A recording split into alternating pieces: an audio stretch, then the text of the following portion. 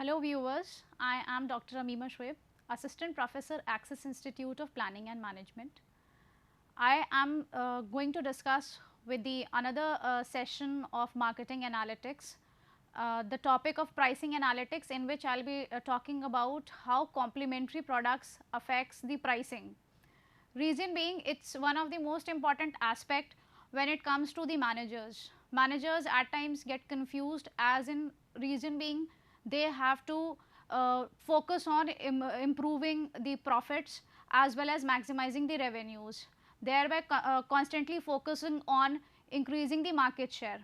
With this, I will be discussing about how the complementary products or the tie-in products affects the pricing. Now, in the previous session, we have already discussed about the price of razors, how we are trying to find out, we have tried to find out the demand of the razors along with the pricing and the profit that is included in the razors, how the managers try to calculate the profit. The first question that comes to the mind is, how does the fact that the customers buy razor blades as well as razors affects the profit maximizing price of razors? As in कि जब razor's ख़रीदे जाते हैं तो razor के साथ blades भी ख़रीदी जाती हैं, तो at the same time razor का प्राइस प्लस ब्लेड का प्राइस कैसे अफेक्ट करता है टोटल प्रॉफिट. रीज़न बीइंग, अगर रेज़र खाली ख़रीदा जा रहा है और ब्लेड नहीं ख़रीदी जा रही है तो उसका प्राइस ऑटोमेटिकली फ्लक्चुएट करता है. Certain product purchases frequently result in the purchase of related products, that is the complementary products or the tie-in products. We are very well aware of, we have already studied this even in the economics, the types of products, that is the complementary products and the supplementary products. Complementary products वो products होते हैं जो साथ में consume किए जाते हैं, as in जिसकी sale अगर for instance price एक product का बढ़ता है तो कहीं ना कहीं sales भी उसी की तरीके से affect करती जाती है. जैसे for instance price of fuel and car, at the same time demand also is fluctuates. तो ये एक बहुत इंपॉर्टेंट फैक्ट है कि इसकी इलास्टिसिटी किस तरीके से अफेक्ट कर रही है, क्योंकि अगर हम कुछ प्रोडक्ट परचेज कर रहे हैं जिसको साथ में ही कंजम्पशन है, उसका कंजम्पशन अकेले किसी यूज़ का नहीं है, तो कहीं ना कहीं ये प्रॉफिट्स के ऊपर इफेक्ट डालता है. तो when it comes to complementary product pricing, it is basically the method in which product is priced to maximize the sales volume. हमें sales volume दोनों ही product की maximize करनी है, which in turn stimulates the demand of the other product, or at the same time the demand of the other product is also increased. अगर for instance one product price is low just to cover the cost with little or no profit in the mind, no profit margin, while the other product is priced high with a higher profit margin. तो हमें एक चीज़ ये देखना है कि अगर एक product का प्राइस लो है एंड दूसरे वाले प्रोडक्ट का प्राइस उसका जो है उसमें कोई भी ज़्यादा कॉस्ट नहीं आ रही है with no profit margin, with the other product price high और with a very high profit margin, both the products are complementary, as in कि अगर हम दोनों प्रोडक्ट्स को साथ में लेकर चल रहे हैं तो products are set to be complementary, that is the use of one product is complemented by the use of another product. कहीं ना कहीं इसका भी प्राइस में या प्रॉफिट में अफेक्ट करता है. This strategy is followed basically to overcome the loss which is due to the product sale by profit which is divided by the sales of the other complementary product. We have to consider the fact that this strategy, ये जो strategy follow की जाती है तो क्यों follow की जाती है? It is just because of the loss due to product sale profit provided by the sales of the other complementary product. It is just because कि जो sales है दूसरे product की वो भी कहीं ना कहीं induce हो.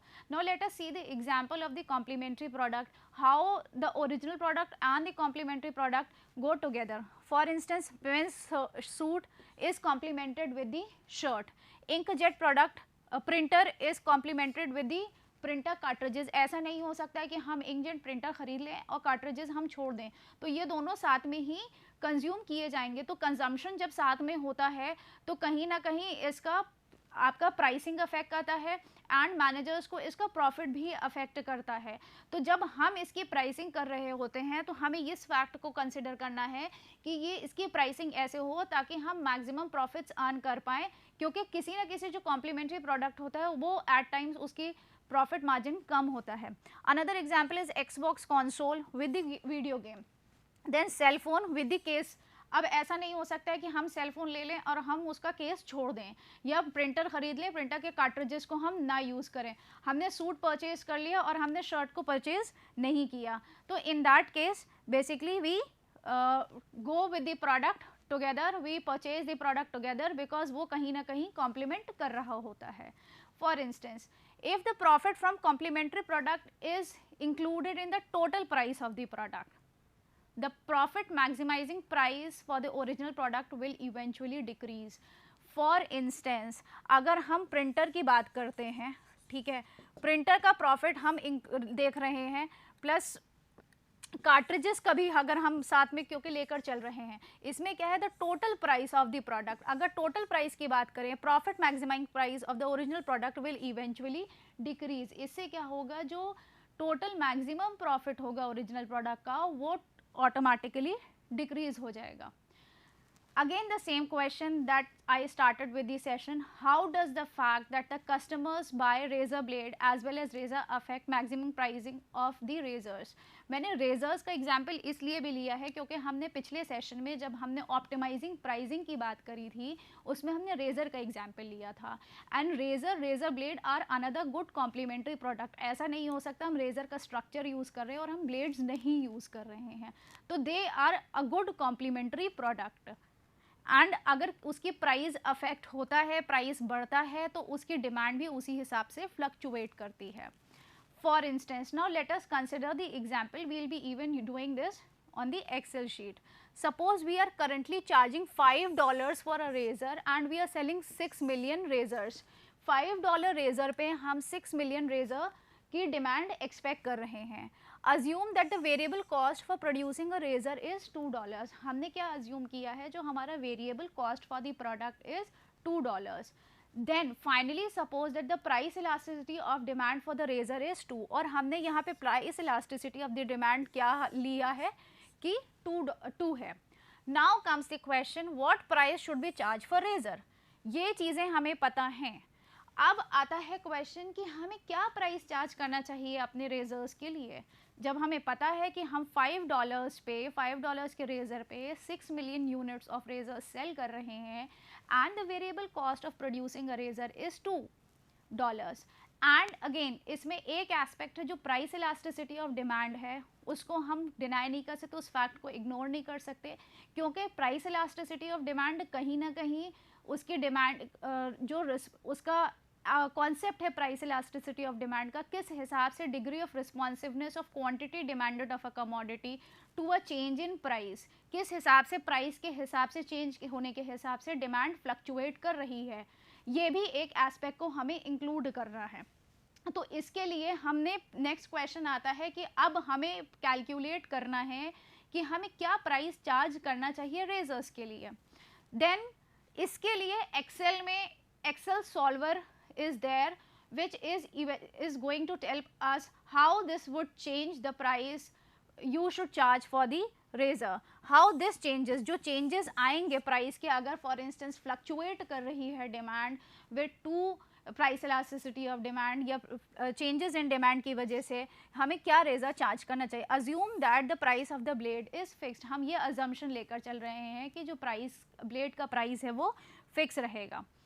दूसरा एक और अजम्पशन है कि that no purchasers buy razor blades. ऐसा वैसे this is one of the most hypothetical assumption, ऐसा होता नहीं है, but this is suppose to be assumed कि we determine our demand curve assuming linear demand curve.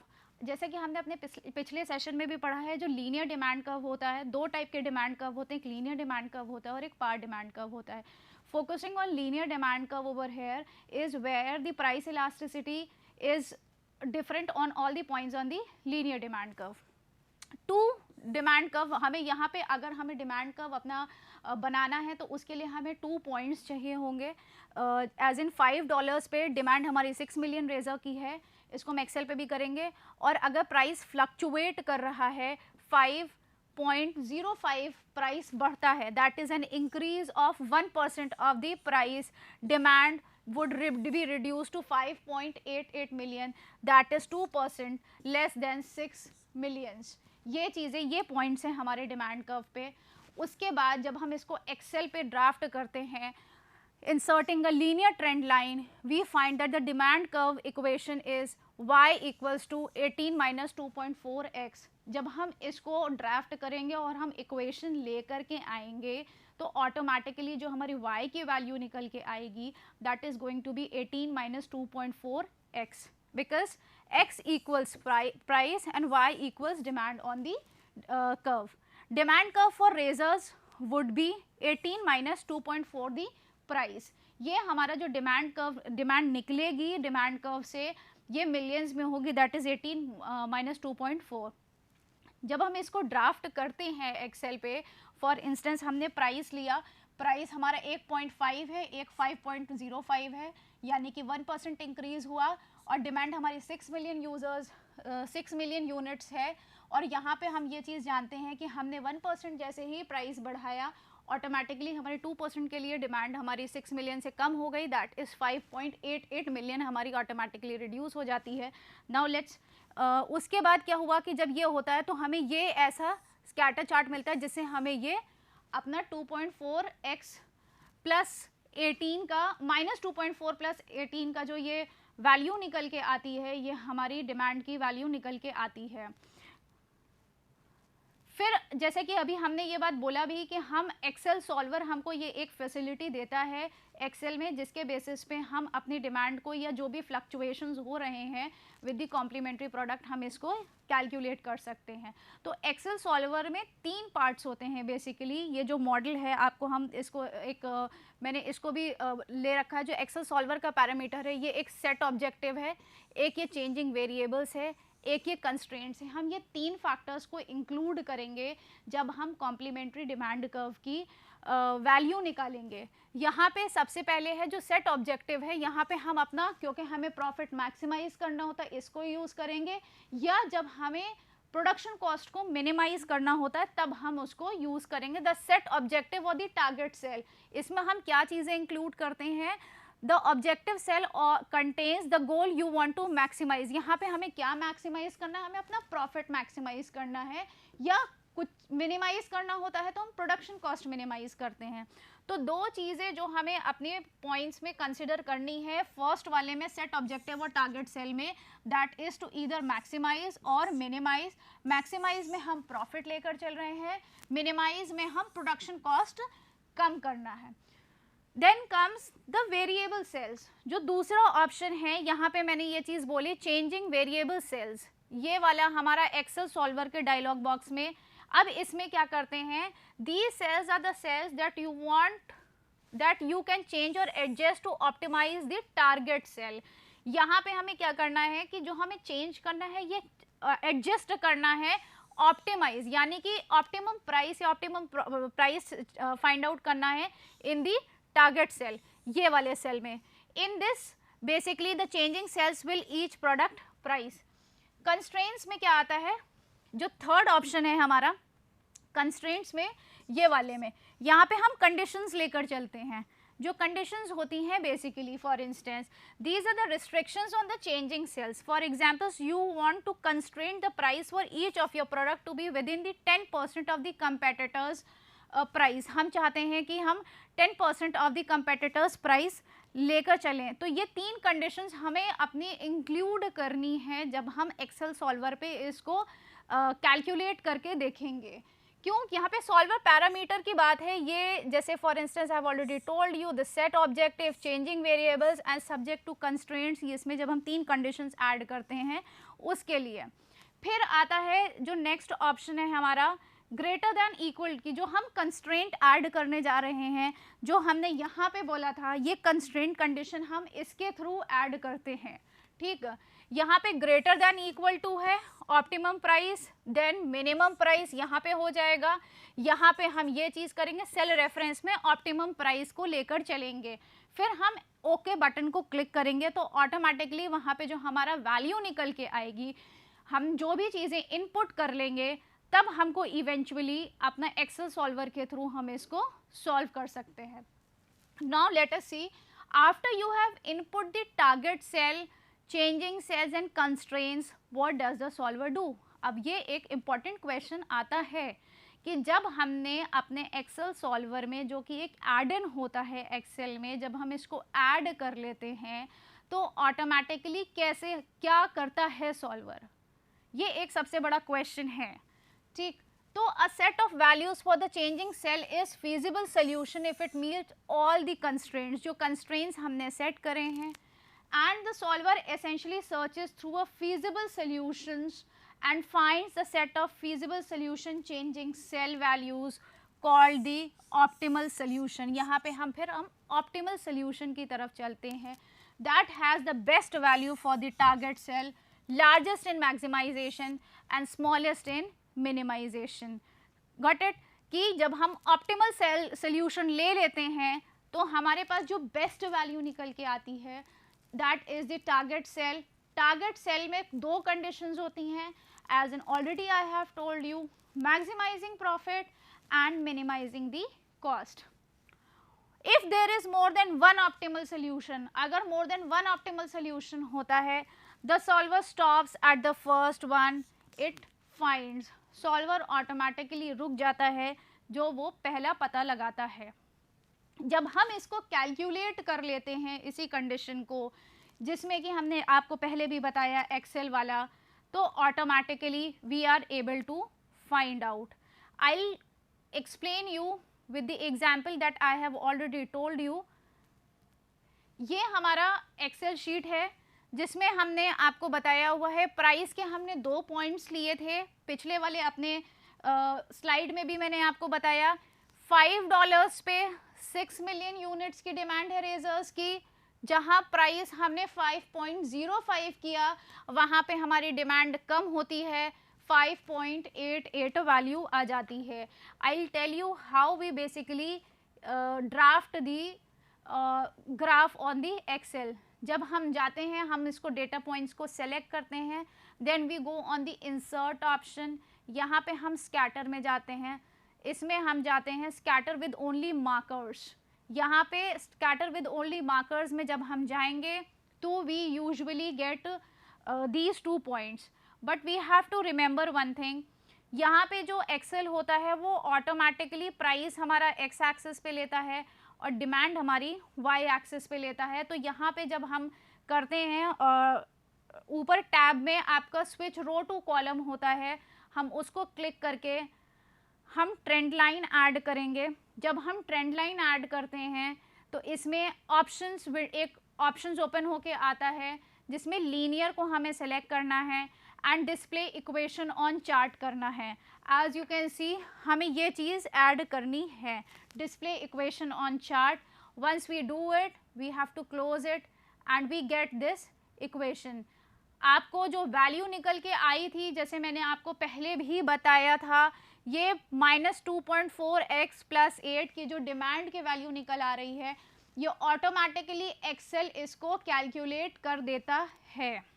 We have to assume कि Excel ये चीज़ automatically calculate कर रहा है यहाँ पे।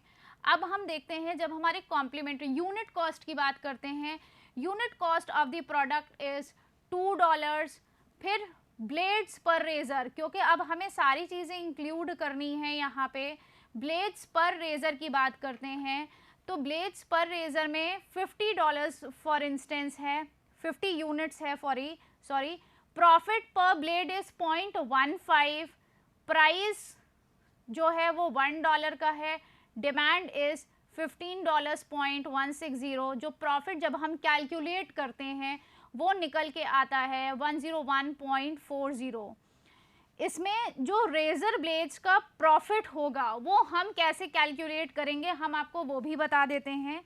That is price minus unit cost, क्योंकि we know one condition very well, जो प्राइस होता है प्रॉफिट्स का कैलकुलेट कैसे करते हैं। Profit is nothing but the cost, जो हम टोटल सेल कर रहे हैं minus the cost of production, उस into the demand per unit. तो यहाँ पे प्राइस माइनस यूनिट कॉस्ट किया है इनटू डिमांड जो भी हमारी है, plus demand into blade plus razor plus profit per blade. ये हमने ऑलरेडी अपना इन सब चीज़ों को डेटा पॉइंट्स को पंच कर रखा है अपनी एक्सेल में, और जब हम इसको कैलकुलेट करते हैं I'll click it and I'll show you कि how it has gone. जो प्राइस माइनस यूनिट कॉस्ट है, प्राइस हमारा C9 सेल में दिया हुआ है, दैट इज $1. यूनिट कॉस्ट क्या है हमारी $2 है, C6 पे आप देख सकते हैं, इनटू डिमांड. डिमांड हमारी क्या निकल के आई है, demand is nothing plus C10 that is 15.60. जब हम इसको पंच इन करते हैं तो हमारी वैल्यू ऑटोमेटिकली निकल आती है, हम आपको दिखा देंगे अभी डिमांड पे भी, प्लस डिमांड इनटू, क्योंकि हम पूरा रेजर ब्लेड्स के साथ का प्रॉफिट कैलकुलेट करना चाह रहे हैं, प्लस ब्लेड पर razor plus profit per blade को जब हम ऐड करते हैं तो जो हमारा प्रॉफिट निकल के आता है that is with the razor blades का प्रॉफिट होता है. उसके बाद जब हम डिमांड निकाल रहे होते हैं, हम आपको डिमांड का भी दिखा देते हैं कि डिमांड मैंने कैसे कैलकुलेट करी है. Demand is 18 minus 2.4. जो 18 माइनस 2.4 की वैल्यू है, जब हम अपना स्कैटर चार्ट प्लॉट करते हैं तो यहाँ पे वैल्यू निकल के आती है इनटू C9. C9 हमारा क्या है, प्राइस, क्योंकि यहाँ 2.4x दिया हुआ है, minus 2.4x plus 18 minus 2.4x, x is nothing but the price. जब हम इसको मल्टीप्लाई करते हैं तो हमारी जो वैल्यू निकल के आती है that is the dollars in, that is 15.60. This was basically how we draft the demand curve. अब हम यहाँ पे एक्सेल सॉल्वर की बात करते हैं. As I already told you, जब हम एक्सेल सॉल्वर पे जाते हैं, हम डेटा में जाएंगे, यहाँ पे सॉल्वर एड इन होता है, हम उसको इंक्लूड करते हैं टारगेट सेल में. जैसे कि हमने पहले भी बताया हुआ है, we have to include the, क्या चीज़ इंक्लूड करना है, value of the total profit. जब हम टोटल प्रॉफिट की वैल्यू निकालते हैं C11 में, इसको पंच इन करते हैं, क्योंकि हमें मैक्सिमम प्रॉफिट करना है, हमें यहाँ पे प्रॉफिट्स को अपने मैक्सिमाइज करना है. उसके बाद चेंजिंग सेल्स, चेंजिंग सेल में हमें किसका ऑप्शन लेना है, बेस्ट प्राइस और दी ऑप्टिमल प्राइस. यहाँ पे हमने C9 को ले रखा है, जो कि हमारा अजम्पशन है, best price and the optimal price that is $1. जैसे ही हम उसको इंसर्ट करते हैं और हम सॉल्व करने की कोशिश करते हैं तो हमारा ऑटोमेटिकली जो आंसर निकल के आता है दैट इज 1.140. ये हमारा टोटल प्रॉफिट्स ऑटोमेटिकली चेंज हो जाता है, कैलकुलेट हो जाता है. व्हाट हैपन्स हेयर, अगर हम उस चीज़ को देखें जो भी हमने आपको एक्सेल पे एक्सप्लेन करी है, profit is maximize by charging $1, half the variable cost for a razor. हमने जो प्रॉफिट प्राइस आपको अज्यूम किया था एक ऑप्टिमल प्राइस, तो यहाँ पे ऑटोमेटिकली क्या हुआ, price is maximize by charging $1, that is half the variable cost. Variable cost हमने जो ली थी वो $2 थी per unit. The price results from making so much money from the blades. You must be much better off ensuring that many people have razors even though you lose $1 on each razor sold. Basically what happens, जब आप करते हो तो automatically price भी उसी हिसाब से fluctuate करता है. Many companies do not understand the importance of the profit from the tying products. क्यों नहीं समझती हैं? अगर वो इस एस्पेक्ट को समझें तो इवेंचुअली इनके प्रॉफिट्स और ज़्यादा मैक्सिमाइज हो जाएंगे.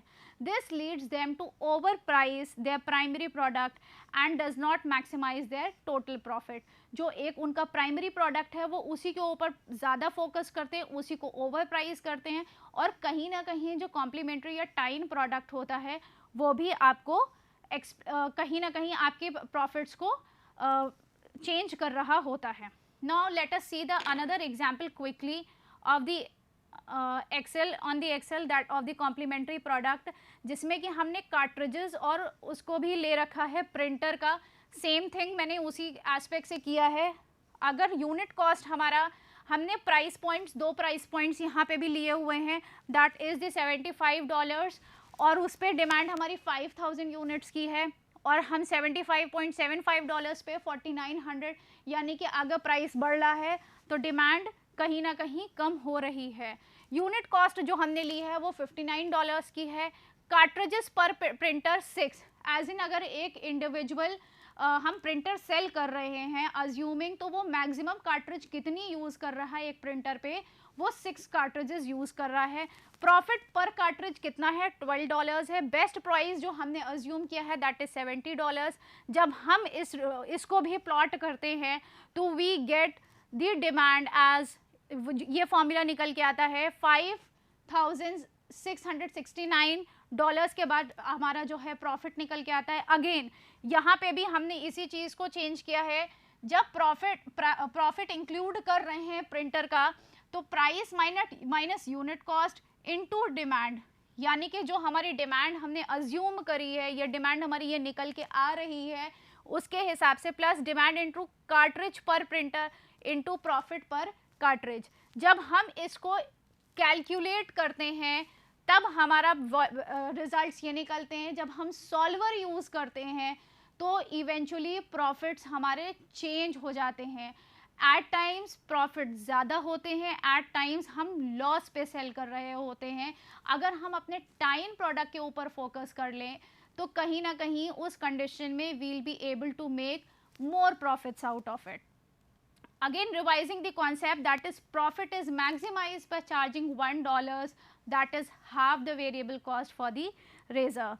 This was basically in the incorporating complementary product and the aspect the managers need to consider while calculating the profit when it comes to the complementary product or tie-in products. Reason being, this helps in even evaluating the profits and maximizing the revenue for the firms. Thank you.